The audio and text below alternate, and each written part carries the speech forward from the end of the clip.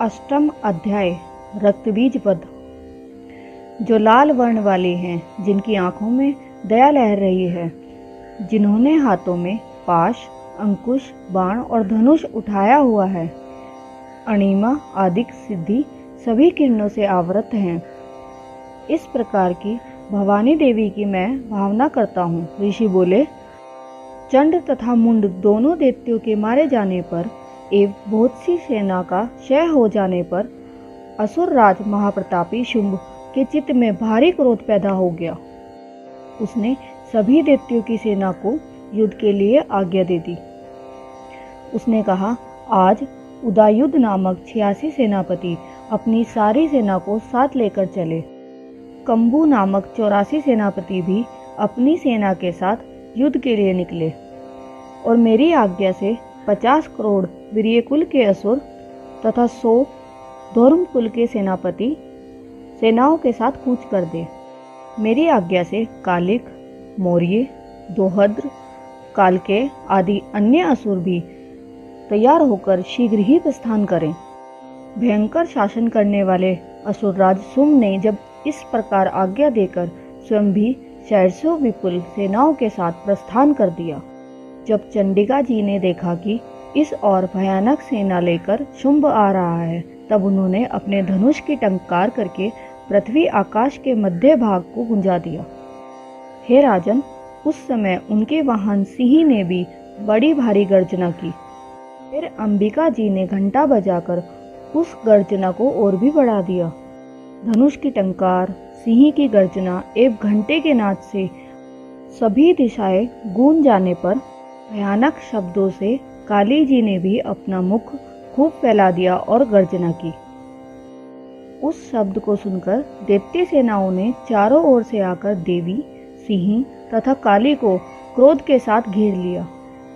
इसी अवसर पर हे राजन, दैत्यों के नाश के लिए तथा देवताओं की वृद्धि के लिए अत्यंत बल एवं पराक्रम से संपन्न होकर ब्रह्मा, विष्णु, शिव, कार्तिक स्वामी, इंद्र आदि देवों की शक्तियां उन्हीं उन्हीं के शरीरों से निकलकर उन्हीं उन्हीं रूपों से चंडिका के पास आ गई। जिस देवता का जो रूप जैसे भूषण तथा वाहन है, उन्हीं उन्हीं से संपन्न होकर वह देवता शक्ति रूप धारण कर दैत्यों के साथ युद्ध करने आ गई। ब्रह्मा जी की शक्ति, जिन्हें ब्राह्मणी कहा जाता है, वह हंसों से जुटे हुए विमान पर आरूढ़ थी। अक्षय सूत्र कमंडल से शोभित थी, सबसे प्रथम उपस्थित हुई। महेश्वर की महेश्वरी शक्ति वृषभ भर विराजमान होकर सुंदर त्रिशूल धारण किए, महासर्पों के कंकण धारण किए, मस्तक पर चंद्र रेखा सुशोभित किए हुए आई। कार्तिक स्वामी की शक्ति हाथ में शक्ति लिए सुंदर मोर पर आरूढ़ होकर दैत्यों से युद्ध करने आई। वैसे ही विष्णु की शक्ति वैष्णवी गरुड़ पर सवार होकर शंख, चक्र, गदा, शारंग एवं खंग हाथों में लिए आ गई। यज्ञ वाराह का विचित्र रूप धारण करने वाले विष्णु की वाराह शक्ति वैसा ही शरीर धारण करके वहां आई। नरसिंह जी के समान शरीर को धारण किए गर्दन के बालों को फटकारने से आकाश के तारों को बिखेरती हुई नरसिंह शक्ति वहां आ पहुंची। इंद्र की शक्ति के समान रूप वाली 1000 नेत्र धारण किए वज्र हाथ में लेकर ऐरावत गजराज पर आरूढ़ होकर वहां आई। तब उन देव शक्तियों से घिरे हुए शंकर जी ने चंडिका जी से कहा, मेरी प्रसन्नता के लिए शीघ्र से शीघ्र इन असुरों का संहार करो। तब देवी के शरीर से अत्यंत भयानक सैकड़ों गिदड़ियों की भांति हूँ नाद करती हुई बड़ी उग्र चंडिका शक्ति प्रकट हो गई। तब उन अपराजिता देवी ने धुएं जैसी जटा वाले शिवजी से कहा, हे भगवान, आप दूत बनकर शुंभ और निशुंभ के पास जाओ। वहां जाकर उन महाअभिमानी शुंभ निशुंभ दानवों को तथा युद्ध में आए हुए दूसरे दानवों से भी यह कहें, हे दानवों, यदि तुम लोग जीना चाहते हो तो त्रिलोकी का राज्य इंद्र प्राप्त करे, सभी देवता यज्ञ का भाग पावें। तुम लोग पाताल में चले जाओ। यदि तुम्हें कुछ बल का अभिमान हो और युद्ध की अभिलाषा हो तो आ जाओ। तुम्हारे मांस से मेरी योगिनियां तृप्त हो जाएं। इस दूतत्व में स्वयं शिवजी को ही देवी जी ने नियुक्त किया। अतः वह शिव शक्ति संसार में शिवदूती नाम से विख्यात हुई। जब शिवजी ने देवी जी के वचन उन महाअसुरों से कहे तो वे बड़े क्रोध में आ गए और जहाँ कात्यायनी देवी स्थित थी उस ओर बढ़ने लगे। वहाँ कुपित होकर उन देव शत्रुओं ने बाण शक्ति, वृष्टि आदि आयुधों से देवी जी पर वर्षा करना आरंभ कर दिया। तब टंकार करके धनुष द्वारा पहने पहने बाण छोड़कर देवी जी ने खेल खेल में ही उनके फीके हुए बाण, शूल, शक्ति, परशु आदि शस्त्रों को काट डाला। फिर काली भी उनके सम्मुख होकर शत्रुओं को शूल के प्रहारों से चीरती फाड़ती, खटवांग से कुचलती, मारती विचरण करने लगी। ब्रह्मांडी शक्ति भी जिस ओर दौड़ती उसी ओर अपने कमंडल का जल छिड़क देती, जिससे शत्रुओं का पराक्रम एवं तेज नष्ट होता जा रहा था। इस प्रकार महेश्वरी शक्ति ने त्रिशूल द्वारा, वैष्णवी शक्ति ने चक्र द्वारा एवं अत्यंत कोपना कौमोरी शक्ति ने उन दैत्यों का क्षय करना आरंभ कर दिया। इंद्रिय शक्ति के व्रज गिराने से सैकड़ों दैत्य दानव विदीर्ण होकर रुधिर के पतनाले बहते हुए पृथ्वी पर गिरने लगे। राही शक्ति ने कुछ एक को तुंड प्रहार से मार गिराया। कितने एक दैत्यों की छातियां अपने दाढ़ों के अग्रभाग से चीर डाली और चक्र द्वारा बहुत से दैत्य चीर फाड़ डाले। कितने एक महादैत्यों को नरसिंह शक्ति अपने नखूनों से विदीर्ण करके खाने लगी और अपनी गर्जना से दिशाओं तथा आकाश को पूर्ण करती हुई युद्ध स्थल में घूमने लगी। कितने एक दैत्य शिवदूती के कठोर अट्टहास से भयभीत होकर पृथ्वी पर गिर गए, फिर उन्हें वह खाती गई। इस प्रकार अत्यंत कुपित होकर अनेकों उपायों द्वारा बड़े बड़े दैत्यों को मारते हुए मातृगणों को देखकर देव शत्रुओं के सैनिक भागने लगे।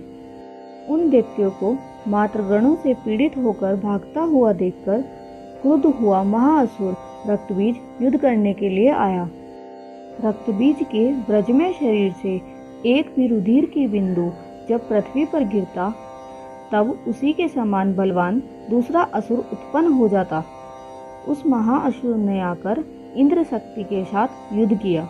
जब इंद्रिय शक्ति ने अपने व्रज द्वारा रक्त बीज की ताड़ना की, व्रज के लगते ही उसके शरीर से बहुत सा रुधिर बहने लगा। रुधिर की एक एक बूंद से बहुत से योद्धा पैदा हो गए, जिनका रूप पराक्रम रक्त बीज के समान ही था। जितने भी रक्त की बूंदें शरीर से गिरी थी, उनके उतने ही उसी के सदृश बलवीर्य युक्त पराक्रमी पुरुष उत्पन्न हो गए। वे रक्त से उत्पन्न हुए पुरुष भी अत्यंत भयानक अस्त्र शस्त्रों से सुसज्जित थे। वे मातृगणों के साथ लड़ने लगे। फिर इंद्रिय शक्ति ने वज्रपात से उनका सिर शत-विशत कर दिया। उससे रुधिर बह उठा। तब फिर हजारों पुरुष उस रुधिर से पैदा हो गए। वैष्णवी शक्ति ने चक्र द्वारा उसे मारा। इंद्रिय ने गदा द्वारा उस असुरराज की ताड़ना की। वैष्णवी के चक्र से शत होने पर उसके शरीर से ज्यों ही रुधिर श्राव हुआ, उससे हजारों उसी के समान महासुर पैदा हो गए, जिनसे संपूर्ण जगत भर गया। कौमारी ने शक्ति से उसे मारा, वाराई ने तलवार से, महेश्वरी ने महाअसुर रक्तबीज को त्रिशूल से आहत किया। उस दैत्य ने भी गदा द्वारा सभी मातृगणों को पृथक पृथक मारा। उस समय रक्तबीज बड़े क्रोध में भरा हुआ था। शक्ति, शूल आदि आधुओं से कई बार शत विशत होने पर उसके शरीर से रक्त प्रवाह के पृथ्वी पर गिरते ही सैकड़ों असुर उत्पन्न हो चुके थे। दैत्य के रुधिर से उत्पन्न उन असुरों से सारा जगत व्याप्त हो गया। तब तो देवता अत्यंत भयभीत हो गए। देवताओं को डरा हुआ एवं उदास देखकर तब शीघ्र ही चंडिका ने काली से कहा, हे चामुंडे, अपना मुख तुम और विस्तार से फैला दो। मेरे शस्त्रपात से गिरते हुए रुधिर बिंदु तथा बिंदुओं से उत्पन्न महादैत्यों को अपने वेगवान मुख द्वारा खाती जाओ। युद्ध भूमि में रुधिरोत्पन्न इस महान दैत्य का भक्षण करती हुई तुम घूमती रहो, कभी इस दैत्य का रुधिर क्षीण होगा, इस प्रकार इसका क्षय होगा। तुम्हारे द्वारा इस प्रकार खाए जाने पर फिर यह भयानक नए दैत्य पैदा नहीं हो सकेंगे। इस प्रकार कहकर चंडिका जी ने रक्तबीज पर त्रिशूल से प्रहार किया। फिर काली ने रक्तबीज का रुधिर मुख में ग्रहण कर लिया। उस दैत्य ने भी चंडिका पर गदा चलाई, किंतु उस गदापात द्वारा चंडिका को कुछ थोड़ी सी भी वेदना नहीं हुई। रक्तबीज के शत विशत शरीर से बहुत सा रुधिर गिरने लगा। उसे चामुंडा मुख द्वारा पीती गई और रक्तपात से जो दैत्य उत्पन्न हो गए थे उन्हें भी मुख में चट कर गई। इस प्रकार चामुंडा ने सभी दैत्य खा डाले और रक्तबीज का रुधिर भी पी डाला। तब तो देवी ने शूल, ब्रज, बाण, तलवार, रिष्टि आदि आयुधों से रुधिरहीन उस महाअसुर रक्तबीज को मार दिया। शस्त्र समूहों से आहत होकर वह पृथ्वी पर गिर पड़ा। हे राजन, उसका रुधिर तो चामुंडा ने पी ही लिया था। इस प्रकार उसकी मृत्यु होने पर देवता परम प्रसन्न हुए। मातृगण उसके रुधिर पान के मद से उद्यत होकर नृत्य करने लगे।